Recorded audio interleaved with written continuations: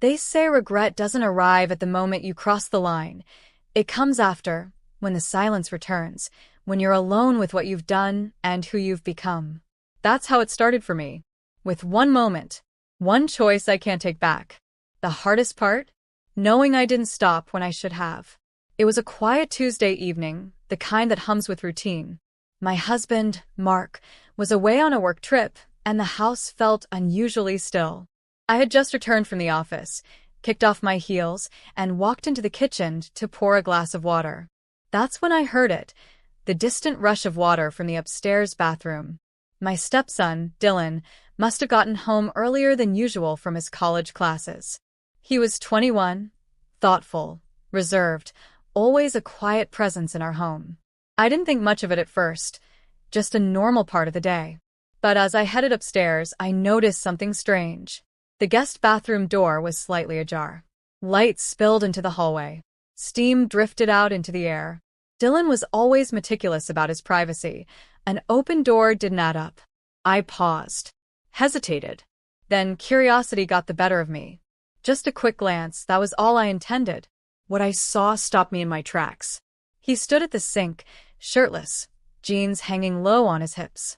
His posture was tense. His hands were working on something out of view. Before I could step away, a creaky floorboard underfoot gave me away.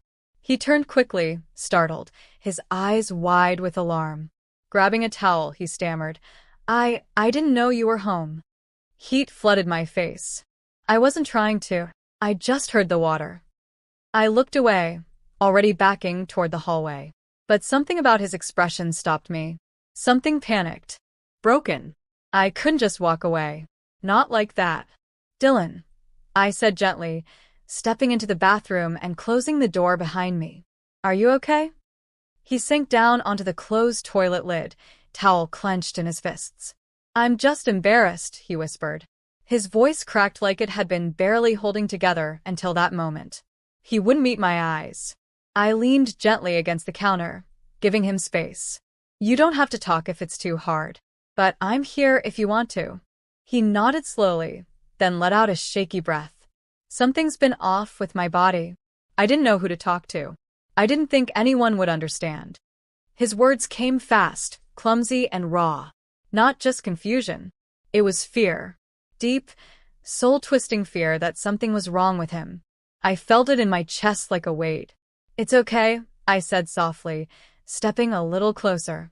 "Whatever it is, we'll figure it out together." He looked up then, his eyes full of quiet desperation. I feel like I'm not even in my own skin, like something's off, and I'm going crazy trying to figure out if it's normal. His hands trembled. "You're not alone in feeling this way," I told him. "Everyone has moments when nothing makes sense. It's part of figuring yourself out." He hesitated, then stood, still holding the towel tight around his waist. "Would it be weird if I asked for help? Just to look. Just to make sure nothing's really wrong?" The question hung between us, heavy, impossible. I should have said no. I should have walked away. But something inside me softened. The nurturing part. The concerned part. And something else, something I hadn't felt in years. A dangerous part. He nodded slightly. My touch, at first, was meant to be clinical reassurance. But his skin was warm under my fingertips, and something shifted between us. He wasn't just scared. He was reacting, watching me closely, breath unsteady. It should have been enough to stop me. It wasn't. The closeness, the warmth, the vulnerability, it stirred something in both of us. I lingered. My hand moved again, slower this time. I saw his body respond. I knew I was crossing a line, but I didn't move away. I guided him gently, showing him it was okay to feel, to trust. But my actions weren't just for him. I was reacting to, emotionally, physically, loneliness and need crashing together. It became a moment suspended in time, charged with something neither of us could name. When it ended, the silence was louder than the running water had ever been. Dylan looked at me with a mixture of emotions, relief, confusion, maybe even something like affection. "Thank you," he whispered. "I didn't think anyone would understand."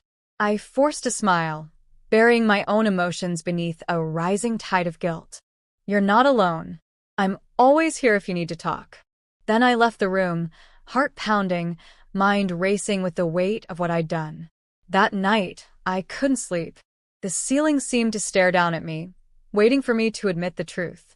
I hadn't just crossed a line, I had erased it completely. In the following days, Dylan avoided eye contact. When we passed in the hallway, he'd turn his face. The house felt heavier, tighter. I tried convincing myself it had been a one-time mistake, just an act of comfort. But the memory, his skin, his gaze, kept replaying in my mind. Then, one night after dinner, Mark went off to watch TV, and Dylan lingered in the kitchen. His expression was unreadable. "I've been thinking," he said, his voice low. "About what?" I asked, though I already knew. "About what happened, about how you made me feel that night." He stepped closer. "I think I need to talk to you. Really talk." My pulse spiked. "Okay," I whispered. "I'm listening." "I don't know what it means," he said, locking eyes with me. "But I think I have feelings for you." The air between us froze. He waited for a response. I had none, not one that would make sense. Not one that could make it right. All I knew was that what we'd done couldn't be undone.